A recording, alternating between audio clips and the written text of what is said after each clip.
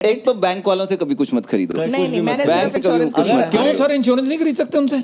मैंने I'll tell you insurance खरीद लिया what you know. Best thing to do today is get a wealth advisor.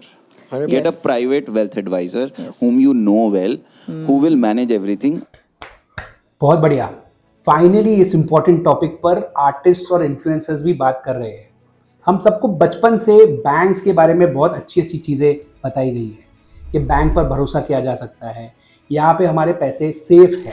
Of course banks में कोई problem नहीं है, पर आजकल बैंक्स बैंकिंग प्रोडक्ट्स को छोड़ के बहुत सारी अलग चीज़ें बेच रही है। सबसे ज़्यादा इंश्योरेंस बेच रही है। आप बैंक में जाते हैं एफडी कराने, आपको इंश्योरेंस बेचा जाता है। आप बैंक में जाते हैं लॉकर कराने, आपको इंश्योरेंस बेचा जाता है।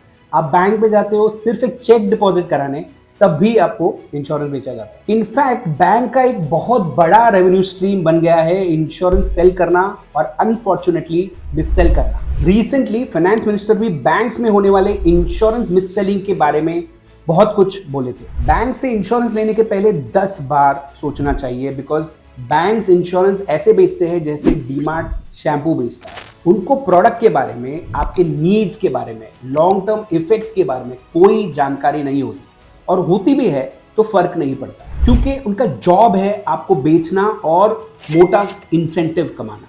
बैंक से इंश्योरेंस क्यों नहीं खरीदना चाहिए, उसकी 2 मेजर रीजंस हैं।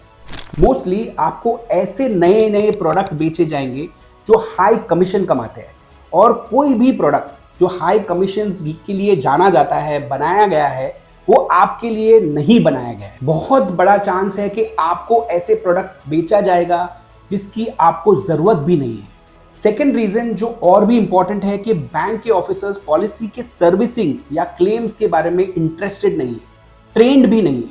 कुछ भी फटेगा तो आपको इंश्योरेंस कंपनी के पास ही जाना पड़ेगा। क्या आपका बैंक में इंश्योरेंस खरीदने का या बेचे जाने का कोई भी एक्सपीरियंस है तो प्लीज कमेंट कीजिए नीचे और हमें बताइए आपकी स्टोरी।